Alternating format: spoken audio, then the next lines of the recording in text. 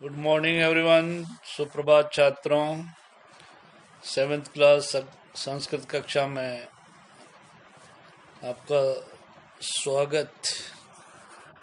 कल हम लट लकार वर्तमान काल के क्रिया प्रत्ययों कर्ताओं का प्रयोग पढ़ रहे थे और उसके बाद आज मैं आपको अगले लकार लट लकार की ओर ले चलता हूँ, जिसके बारे में आपको यहाँ विस्तार से जानकारी दी जा रही है। लट लकार, जैसा कि आप जानते हैं, भविष्यत काल के लिए प्रयोग में लाया जाता है। जो आने वाला समय है वो संस्कृत में लट लकार के नाम से जाना जाएगा। ये आपको समझना है। दृढ़ लकार की पहचान जिस तरह आप हिंदी में, यानी कि भविष्यत काल आप जानते हो, गा गे गी, ये जो है इसके अंत में हिंदी में आप सेंटेंस के देखते हैं कि वो जाएगा, आएगा, या इस तरह के जो भी काम यानी भविष्य में जब किया जा रहा है तो उसके लिए ये हिंदी में आप देख के पता लगाते हैं। संस्कृत में किस तरह आप इसका पता लगाएंगे, सेंटेंस किस लकार में है या इसकी पहचान कैसे की जाए, तो ये आप यहाँ समझें। देखिए, लट लकार भविष्यत काल के जो क्रिया प्रत्यय हैं वो प्रथम पुरुष में शति, शत, शंति, शशि, शत, शत और शामी, शाव, शाम। तो प्रथम पुरुष में शति, शत, शंति, मध्यम पुरुष में शशि, शत, शत। शशि यानी यहाँ पर मध्यम एक वचन में त्वम के साथ जो लगेगा वो शशि प्रत्यय होगा, और मध्यम द्विवचन में शथ जो युवाम के साथ लगता है, और मध्यम बहुवचन यूयम के साथ लगने वाला जो क्रिया प्रत्यय है लट लकार का वो है शत, बिना विसर्ग के। यानी कि आप देख रहे हैं यहाँ पर मध्यम पुरुष के जो द्विवचन और बहुवचन में क्रिया प्रत्यय हैं वो स्पेलिंग वर्तनी की दृष्टि से तो समान है, लेकिन वहाँ पर एक चिन्ह का डिफरेंस है। मध्यम द्विवचन में जहाँ विसर्ग आपको मिलेगा, मध्यम बहुवचन में विसर्ग नहीं होगा। बस इतना सा डिफरेंस होगा ये सभी लकारों में लगभग। तो आपको ध्यान रखना है इन चीजों का कि चिन्ह कहाँ पर कौन सा है। मध्यम द्विवचन में शशि, शत और शत, ये हो गया। और अब उत्तम पुरुष के जो तीनों हैं वो है शामी, शाव, शाम। शामी मध्यम के बाद जब उत्तम पुरुष की ओर बढ़ेंगे आप, तो यहाँ उत्तम पुरुष एक वचन में शामी जो अहम के साथ लगता है। शा स जो सवाल वाला है स वो सिंपल आधा होगा, या और मी पे छोटी की मात्रा शामी।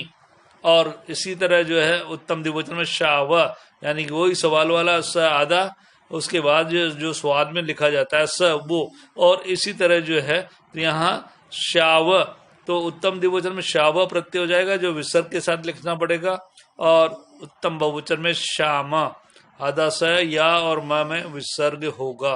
तो ये जो है आपके उत्तम पुरुष, मध्यम पुरुष और प्रथम पुरुष के क्रिया प्रत्यय। थोड़ा सा आप यहाँ पर देख लें, इसको देखेंगे तो ये देखिए आप यहाँ प्रथम पुरुष में जो है आपको दिखाई देगा शति, शत और शंति। फिर मध्यम पुरुष एक वचन में ये शशि शब्द है इस तरह से, फिर यहाँ शत और शत, शामी, शाव, शाम। तो ये जो है क्रिया प्रत्यय आपके पास हैं। इनको जो है आप धातु के रूप जब बनाओगे लट लकार में तो प्रयोग करेंगे। अब यहाँ आगे बढ़ने से पहले आपको एक बात और, थोड़ा सा और लकारों के अपेक्षा यहाँ जो है एक परिवर्तन है, कुछ यहाँ व्याकरण के नियम। धातुएं देखिए यहाँ पर जो है वो दो तरह की मानी गई है संस्कृत में। लृट लकार में धातुओं को दो श्रेणी में रखा गया है, एक सेठ धातु है और एक अनिट धातु है। सेठ और अनिट धातु के बारे में भी आपको यहाँ थोड़ा सा जानकारी लेना होगा, ताकि आपको फिर वहाँ ये जो है कोई कंफ्यूजन ना रहे कि ये सर ने प्रत्यय बताए थे और लिखते समय यहाँ पर जो ये जो स देख रहे हैं आप आगे लिखा हुआ, ये स किस तरह से उस षटकोण वाले श में जो इसमें लिखा होता है षष्ठी कक्षा में जैसे आप लिखते हैं तो षटकोण का आधा श होता है, क्षति हो जाता है। और ये चेंज व्याकरण और संधि के नियमों के कारण होता है। तो आप यहाँ ये ध्यान रखें कि सेठ और अनिट धातु का क्या अर्थ होगा। सेठ धातु का मैं बता देता हूँ। देखिए लृट लकार में जब धातु रूप बनाते समय, भविष्यत काल में धातु रूप बनाते समय इन प्रत्ययों से पहले, इन प्रत्ययों से, धातु के बाद प्रत्यय लगते हैं सीधे धातु रूप बनाने के लिए। धातु जो है यानी किसी भी क्रिया का जो संक्षिप्त रूप होता है वो धातु कहलाती है। इसमें जो है आप जैसे पठ धातु है, पढ़ने के अर्थ, तो यहाँ पठ धातु जो संक्षिप्त रूप है और उसके नीचे हलंत लगाओ, तो पठ के बाद सीधा आप ये प्रत्यय लगाएंगे। लृट लकार भविष्यत काल में रूप बनाते थे पठ प्लस क्षति। लेकिन चूंकि यहाँ पर सेठ और अनिट धातु का एक और बीच में पेच आ गया है, तो यहाँ सेठ का मतलब इन प्रत्ययों से पहले, धातु के बाद और प्रत्ययों से पहले जब ई जुड़ता है, जिन धातुओं के साथ ई जुड़ता है वो जो है सेठ धातु कहलाती है, और जिन धातुओं के साथ ई नहीं जुड़ता है वो अनिट धातु कहलाती है। तो अब यहाँ पर ये भी सवाल उठता है कि हम कैसे पहचानेंगे सेठ धातु और अनिट, किन धातुओं के साथ तो ई जोड़ना है और किन धातुओं के साथ ई नहीं जोड़ना है। तो ये समझने के लिए दो मार्ग हैं। एक, हम पूरे व्याकरण के नियमों को समझें, लेकिन आप जैसे छात्रों के लिए और कक्षा स्तर के लिए ये इतना संभव नहीं। जब आप प्राथमिक इसके जो तत्व हैं, एक तरह से जो बेसिक्स हैं, उन्हीं को अच्छी तरह से नहीं पढ़ पा रहे हैं, तो फिर जो है पूरे व्याकरण को समझना, संधि के नियमों को समझना, वो आपके लिए थोड़ा सा टेढ़ा है। तो मैं यहाँ संक्षिप्त में या सरल रूप में आपको इतना बता सकता हूँ कि जो सेठ धातुएं होती हैं वो आपके अधिकांश सेठ की श्रेणी में रखी गई हैं, चाहे वो पठ है, लिख है, गम है, खाद है, भूभव है, गमगच्छ है, जो जितने भी ज़्यादा प्रयोग में आ रही हैं धातु, उनमें आप ई का प्रयोग करेंगे सेठ धातु के इस नियम के अनुसार प्रत्ययों से पहले। अनिट धातुएं कुछ ही हैं, कम हैं, बहुत कम। तो इन धातुओं को आप याद रख सकते हैं, क्योंकि किन धातुओं के साथ हमें नहीं लगाना है। तो प्रयोग के लिए जो धातुएं आपके पास हैं अनिट में, वो मैं आपको बताऊं, और तो वो आप याद रखें और उनको जो है ये ध्यान रखें कि इनके साथ हमें ई नहीं लगाना। जैसे पा, पिब, पा धातु है तो पा का मतलब होता है पीना।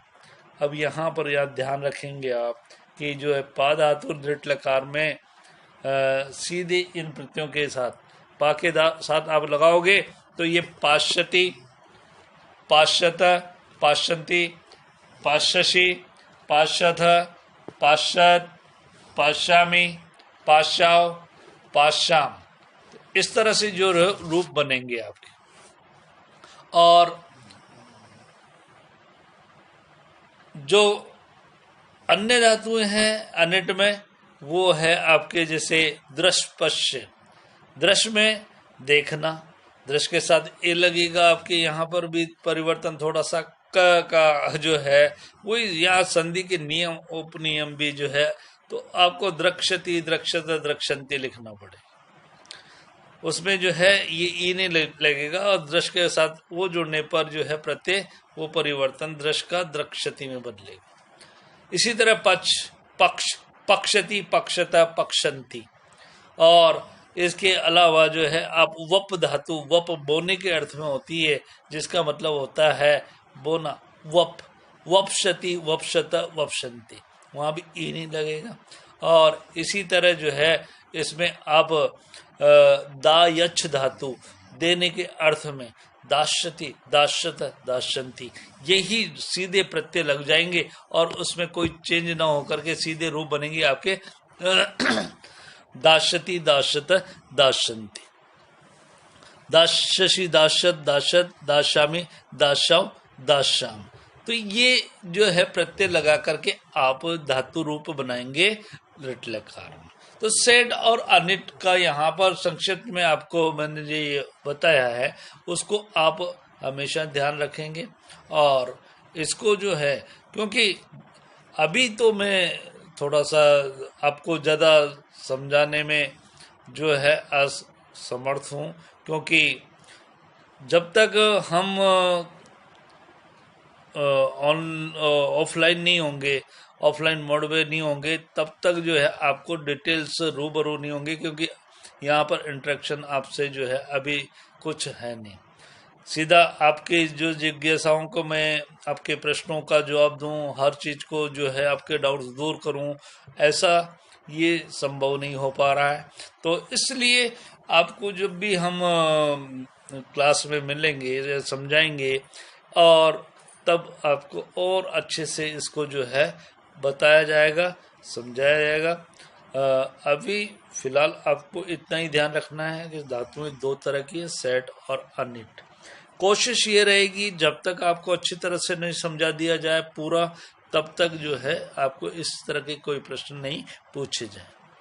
तो आप चिंता न करें, आप इतना जो है ध्यान रखें कि दृढ़ लकार में जो है धातुएं, वैसे तो जो है मैंने ये 6th स्टैंडर्ड में भी बताने का प्रयास किया, पिछले सालों में, गत वर्षों में मैं पढ़ाता रहा हूँ, लेकिन चूँकि गत वर्ष से ही ये थोड़ा सा हमारा पेंडेमिक टाइम चल रहा है और ऑफलाइन क्लास जो है बहुत कम या अब हुई नहीं एक तरह से, तो इसलिए आपसे रूबरू होने का, आमने सामने पढ़ाने का, आपके जो है जिज्ञासाओं को शांत करने का समय नहीं मिल पाया। तो आप परेशान ना हो करके जो भी आपको अभी बताया जा रहा है वीडियो देख करके आप नोट करें, सीखें और उसके अनुसार उसको समझने की कोशिश करें। तो ये प्रत्यय आपको ग्रामर बुक में पूरा नहीं, अगर कोई भी ग्रामर बुक अपने जो कोई सिबलिंग है तो उनकी है, या कोई भी आप अरेंज करके देखेंगे तो वहाँ ये प्रत्यय आपको मिल जाएंगे, और ये जो है प्रारंभिक जानकारी वहाँ पर दी हुई होगी। तो सेट और अनिट के बारे में भी बताया गया होगा, परिवर्तन क्या है वो भी यहाँ पर आपको मिलेगा।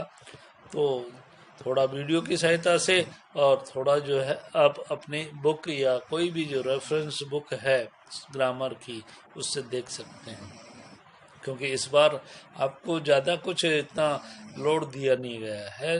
जो एनसीईआरटी की बुक रुचिरा रखी गई है उसमें जो भी साथ में ग्रामर के पद हैं, टॉपिक हैं, उन्हीं को जो है आपके पाठ्यक्रम में रखा गया है और उन्हीं पर आधारित आप प्रश्न उत्तर देंगे। तो इसलिए लेकिन समझाना जरूरी है, क्योंकि जब तक नहीं समझेंगे आप उसको, क्योंकि एक पाठ में जो है हम कई सारे लकारों को देखते हैं, पढ़ते हैं, वहाँ पर आपके लट लकार के भी क्रिया प्रत्यय होंगे, कोई भी या वाक्य होंगे, दृढ़ लकार भविष्यत काल के भी होंगे, लंग लकार भूतकाल के भी होंगे, लोट लकार विधि लिंग लकार के भी आ जाते हैं बीच बीच में। तो इनके बारे में हमारी जानकारी अति आवश्यक है। नई जानकारी के अभाव में हम समझ नहीं पाएंगे, उसको जो है बोल या लिख नहीं पाएंगे, उसका सही जो अनुवाद नहीं कर पाएंगे और सही अनुवाद या समझ नहीं पाएंगे तो हम उत्तर भी देना हमारे लिए बहुत मुश्किल हो जाता है। तो इसलिए अभी मैं यहाँ आपको ये बताना चाह रहा हूँ कि जो है दृढ़ लकार भविष्यत काल के ये मूल क्रिया प्रत्यय तो ये हैं, लेकिन यहाँ परिवर्तन होके जब अनिर धातुओं में ये जो है श में परिवर्तन हो जाता है। किस तरह, या वहाँ तो अनिर धातुओं में तो ये एज इट इज रहेंगे, लेकिन सेठ धातु में जब ई जुड़ेगा, ई जुड़ने के बाद श जो है श में षटकोण वाले आधे श में, ये आधा श है यहाँ भी, तो ये जो है उसमें षटकोण वाला भी आधा ही होगा, क्षति या पठिष्यति। जैसे यहाँ एक दो शब्द मैं आपको लिख करके बताऊं तो यहाँ आप देखें कि जैसे पठ धातु में आप लिखेंगे, पठ के साथ आप प्रयोग करेंगे ये पठ धातु, तो पठ धातु के साथ ये प्रत्यय जोड़ने पर ये स्थिति होती है पठ प्लस क्षति। अब यहाँ पर आप ई जोड़, क्योंकि ये सेठ धातु है तो इसके साथ आपको ई जोड़ना पड़ेगा। ई जोड़ेंगे तो यहाँ पर जो है हम पठ प्लस ई करेंगे, इसको जो है पहले ई और फिर प्लस प्लस क्षति, तो ये स्थिति बनेगी पठिष्यति।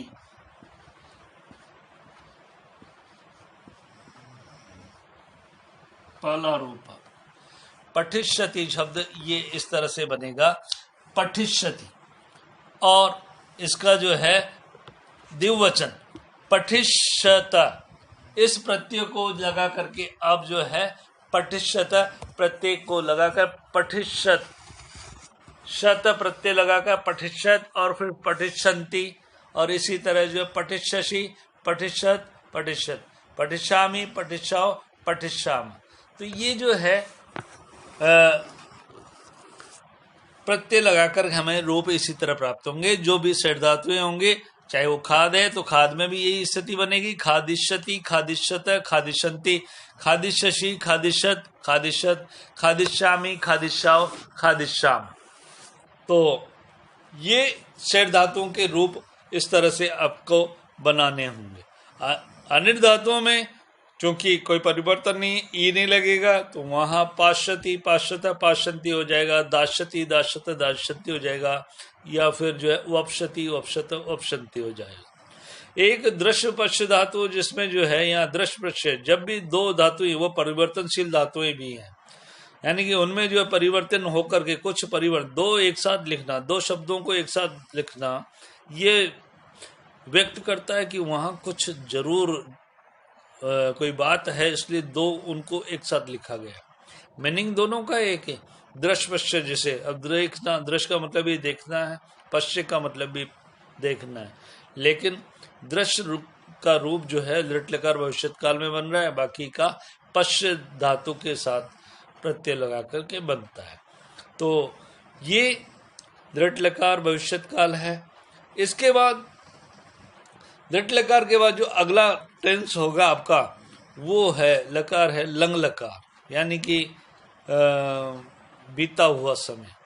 लंग लकार भूतकाल के नाम से जाना जाता है। हिंदी में आप भूतकाल पढ़ते हैं, बीते हुए समय को जो गुजर चुका है उसको जो है संस्कृत में लंग लकार का नाम दिया गया है।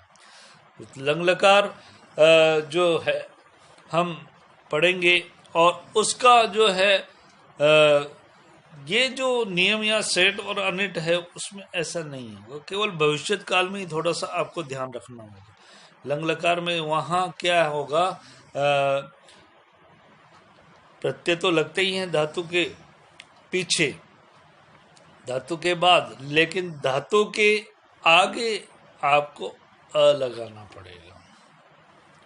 जैसे पठ धातु के आप रूप बना रहे हैं लंग लकार भूतकाल में, मान लीजिए आपको पठ धातु के रूप बनाना है सॉरी, तो इसमें पठ धातु के साथ अत, प्रथम पुरुष एक वचन में, अताम और अंग, प्रथम पुरुष के 3 प्रत्यय हैं, एक वचन में अत है, द्विवचन में अताम है, और बहुवचन में अन्न है। तो यहाँ पठ धातु के पहले अ लगेगा और अपठ धातु हो गई और उसके बाद अत प्रत्यय। तो प्रथम पुरुष एक वचन का जो रूप बनेगा अपठत, अपठताम, अपठन। फिर इसके बाद मध्यम एक वचन में अपठ, अपठतम, अपठत, अपठम, अपठाव, अपठाम। तो ये जो लंग लकार के जो क्रिया प्रत्यय रहेंगे, भूतकाल के जो क्रिया प्रत्यय रहेंगे, वो उनका आपको ये ध्यान रखना है कि धातु से पहले अ लगाना है और धातु के बाद वो प्रत्यय लंग लकार के। जैसे प्रथम पुरुष में तो अत, अताम, अन है। मध्यम पुरुष में जो है केवल आगे लगेगा धातु के। एक वचन में, मध्यम एक वचन में कोई प्रत्यय नहीं है, धातु के बाद विसर्ग आपको लगाना है। फिर है तो यहाँ इसको अगर हम संक्षिप्त में बोले तो अ, अतम, अत, मध्यम एक वचन में अ, धातु से आगे पीछे विसर्ग, धातु के अपठ रूप बन जाएगा। जैसे अलिख, अपठ, गच्छ, गम, खाद, वद, क्रीड आदि रूप। और फिर अतम प्रत्यय मध्यम द्विवचन में अपठतम और अपठत, अत प्रत्यय बिना हलंत और विसर्ग के। तो इनको आपको ध्यान रखना है। फिर इसके बाद अम, आओ, आम। उत्तम पुरुष के एक वचन में जो है अम प्रत्यय होता है, धातु से आगे अ लगेगा, पीछे अम प्रत्यय, तो अपठम, अपठाव, अपठाम। तो ये लंग लकार हो गया आपका। तो लंग लकार, ये पहले तीन लकार आपको जो है लट, दृट और लंग। तो लंग लकार में जो है यहाँ तो मैंने ये आपने देखा अभी दृट लकार के जो है प्रत्यय लिखे हुए हैं, लेकिन अब मैं इन्हीं को जो है आपको जो ये बीच के हटा करके लंग लकार के बता देता हूँ। इसी ये जो है इसमें कोई चेंज नहीं आएगा आपके डायग्राम में। ये सारणी हुई क्योंकि एक पुरुष के तीन वचन हैं और तीनों पुरुषों के तीन तीन वचन, 9 रूप एक धातु के आप बनाते हैं। तो हम यहाँ पर जो है लंग लकार के भी प्रत्ययों को सीख लेते हैं। देखिए आप क्या क्या प्रत्यय हैं आपके पास लंग लकार में।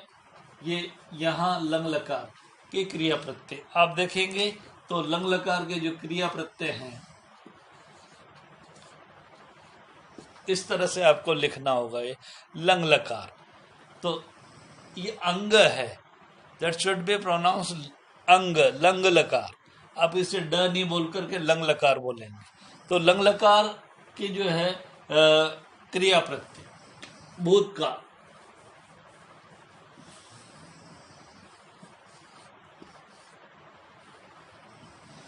भूतकाल यानी बीता हुआ समय।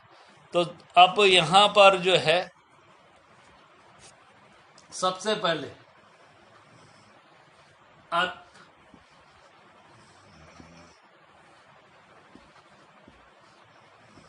अताम, अन,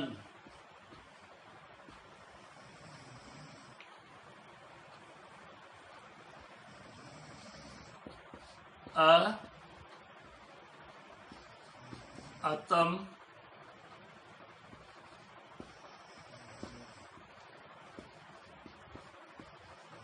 अत, अम, आओ, आम। ये जो है आप प्रत्यय देख रहे हैं, इन प्रत्ययों को देख करके आप समझ गए होंगे कि जो लंग लकार में हमें प्रत्यय बनाने हैं, धातु रूप बनाते समय लगाने हैं, वो आप यहाँ पर इस तरह से अत, अताम, अन, अ, अतम, अत, अम, आओ, आम। तो ये प्रत्यय लगा करके जो है आप धातु के रूप बना सकते हैं।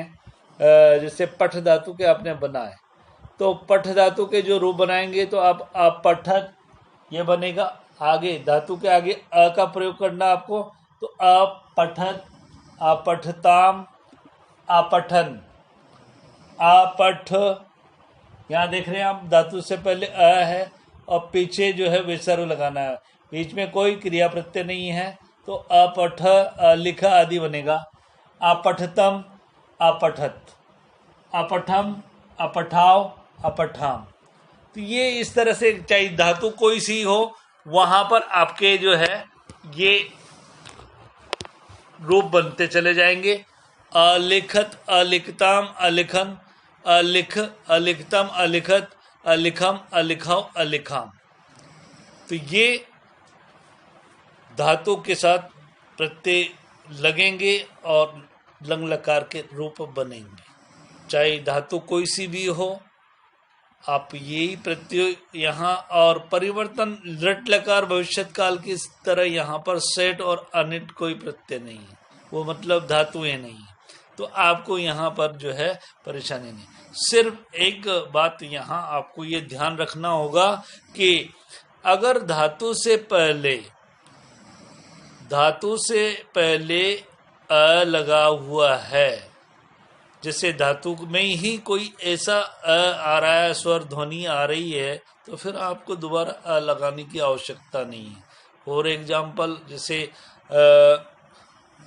गम धातु है। अब गम धातु जाने के अर्थ में होती है, आप जानते हैं, लेकिन ये जो है आने के अर्थ में आगम धातु है। आगम धातु, तो यहाँ पर आ लग गया उसमें। अब आने के अर्थ में जो है, मान लीजिए वह आया, वे दो आए, वे सब आए, ये आपको जो हिंदी में अर्थ हैं और संस्कृत में बनाना है।